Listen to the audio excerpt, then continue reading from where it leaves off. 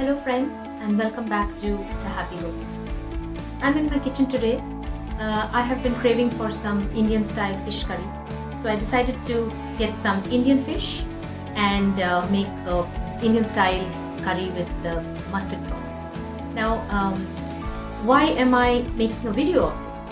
The reason is I grew up in India, the eastern part of India, and fish was a staple of our diet. Fish and rice used to be a regular diet for us.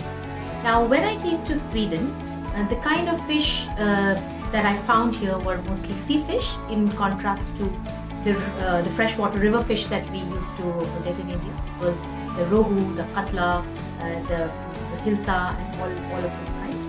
But when I tried to find fishes here, it was more of the sea fishes. For example, your salmon, your tuna, your those kind of fishes are mostly available in the local grocer's shop. But I had tried to make Indian style fish curry with salmon. Obviously, it does not turn out to be something same. I mean, I like salmon, but in a different kind of a recipe.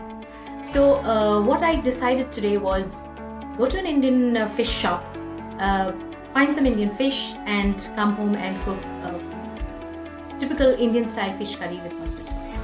So let me take you through that journey. Here we go. ICA is one of the large supermarket chains in Sweden. There are a few others like Hemshop and Coop. I came to ICA to pick up some fruits and vegetables. So I also thought of showing you the kind of fishes that are available here.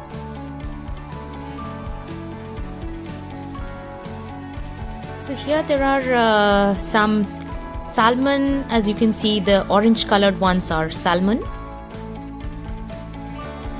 And then there are crabs. And these are prawns. These ones are the salmon fillet. So basically they slit the salmon into two halves from the middle. And each half is close to somewhere around 1.5 to 2 kgs. You have to buy this whole one side. But I'm looking for Indian fish, so I take the train to the Indian fish shop. It's a short walk after I get off the train. And I reach the Indian shop where you get a number of Indian items in addition to fish. As you can see, the Indian fish, there are the rohu, katla, hilsa, and several others. But these are all frozen and they are kept in the fridge cabinets.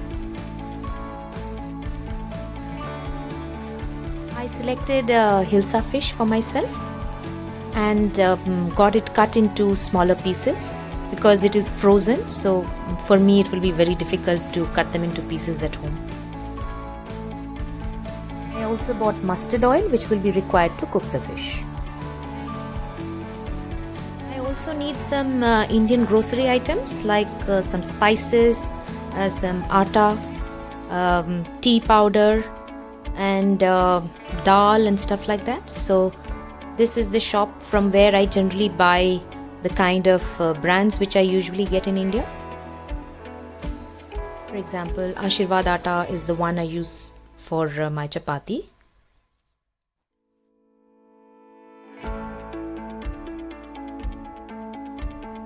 And I usually buy Red Label or Tata Tea. I'm back home with all the thing I needed from the Indian grocers shops. As you can see, the fish has a thick coating of ice around it. I divide the fish pieces into 3 batches and keep them in plastic Ziploc pouches. So it becomes very convenient for me when I have to cook. I just take out one batch and defrost and cook that batch.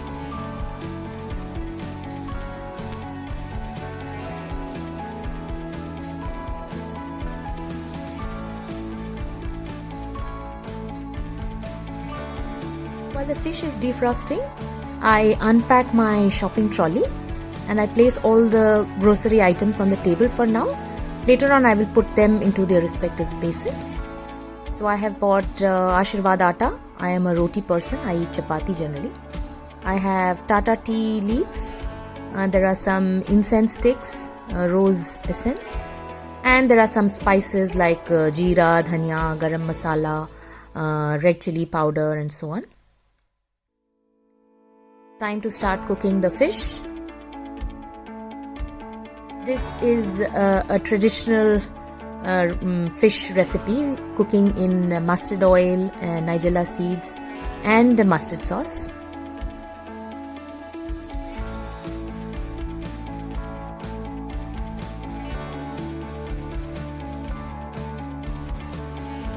I generally eat a lot of fruits, so you will always find many varieties of fruits at my home. These are the ones I picked up today.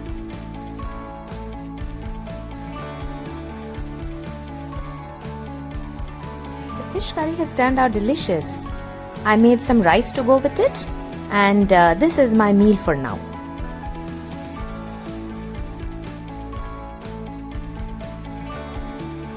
I'm also very fond of Indian sweets, the milk-based ones.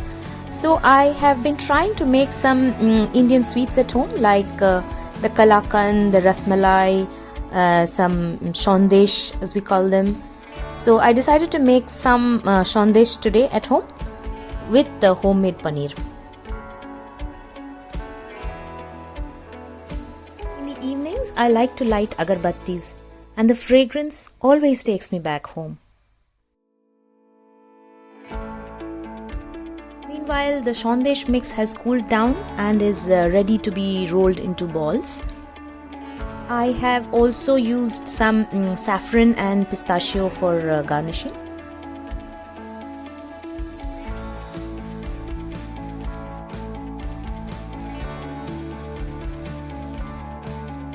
My sweets are all ready now. And what better way to end the day than with some of these guilty pleasures? After all, I have had a long day, and I think I earned these. Hope you all had a great week too. See you again next week. Till then, bye bye.